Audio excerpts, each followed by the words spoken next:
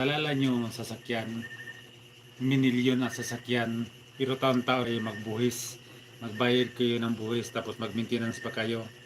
Pero binili nyo. Pero yung panangga sa katawan nyo, halos wala. Bakit kaya ganun ang nangyari? Tapos kung may aksidente, na baril, kinulam, umiyak kayo.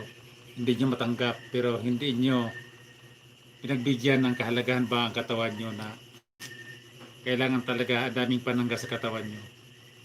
Ang bahay nyo, milyon-milyon ang gastos nyo.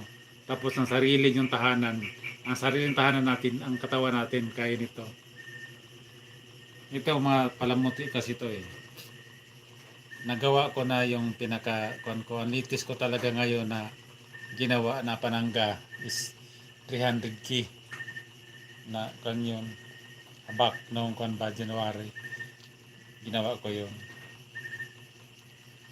kung sa baga dahil nagawa ko na yung panangga na halaga ng 300k sa madaling salita ang sakit ngayon upgrade na naman pataas na pataas hindi pa baba. Hindi ko naman talaga ito kasalanan din kasi nagbabala na kasi ako sa inyong lahat eh na pag palagi kayo sa akin mag-unlike, mag-bad comments, padami na sa kuna, padami ang mga trade sa buong sanlibutan. Kaya sinabi ko na sa inyo dati kung silot, hindi yun magsilot. Sino hindi rin magsilot, pero ako magsilot ako, magbigay ako ng parusa sa inyong lahat. Kaya nga nasa sa inyo na eh, kagustuhan nyo yun na mangyari. Ako mabait din kasi ako na tao.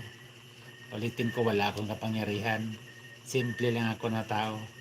Kaso lang kaya ko lang din magutos sa itim at sa kaputi. Kaya yung mga tao talaga na hindi maniwala sa akin, okay lang yun. Kasi karapatan nyo yun. Bawat isa sa atin may kanya-kanya karapatan na kuan ba, malaman talaga ang kuan. Ngayon ito mga alaga ko na kuan. Nature kasi ito. Oh, makita nyo.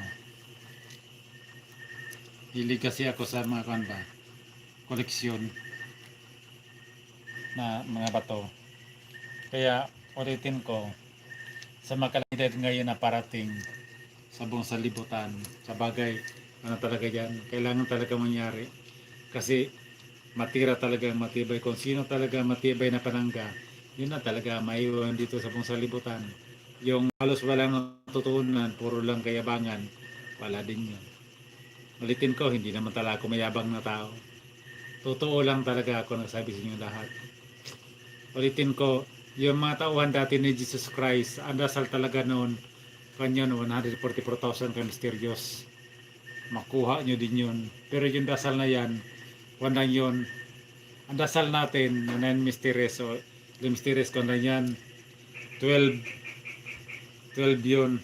Pero yung 144,000, 10 lang yun siya. Kung sa baga, mas lamang yun sa PBM na dasal. Kasi kung lang yun, 12 yun. Pero yung sa kay Jesus Christ na 144,000, 10 lang yun sila. Ganyan talaga. Pero di bali, pag makapunta kayo dito sa bahay, hindi mamigay na naman ako. Pero ngayon, hindi pa ako mamigay. Kasi mayroon pa akong hinihintay. Na ngayon, kailangan ko pa talaga makuha. Kaya yung sa mga tao talaga na gusto talaga maangkin ng buhay na wala hanggan, pira-pira na kasi ngayon ang labanan. Yun ang totoo.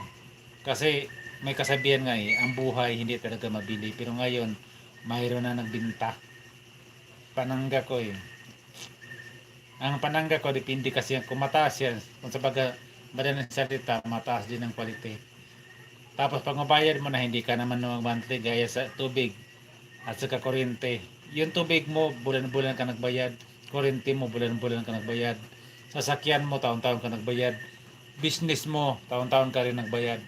Pero itong panangga ko, pag matapos mo na to, mga pinito, mga koleksyon ko, hindi taon-taon yan. Pag matapos mo, tapos na talaga.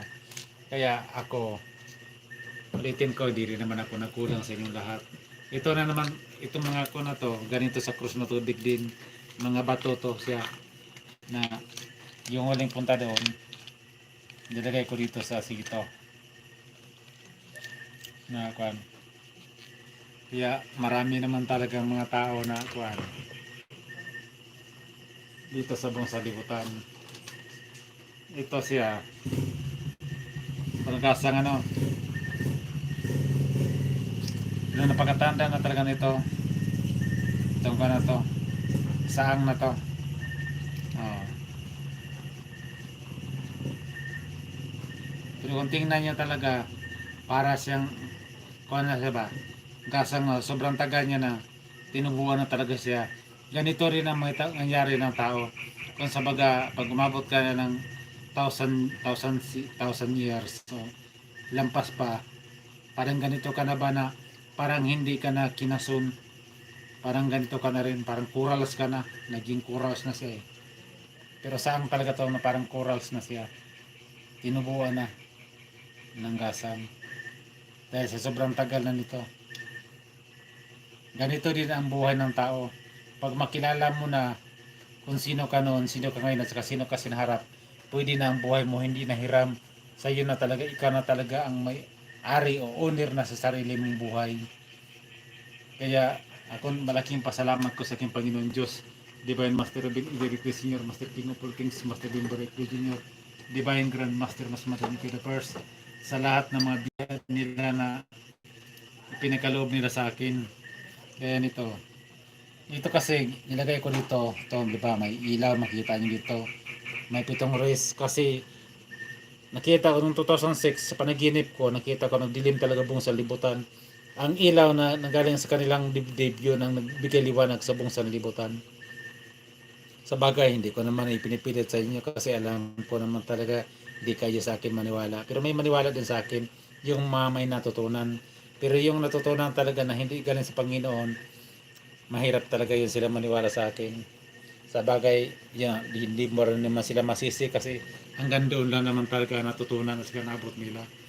So, ulitin ko. Ngayon ko na, January 3, 2021.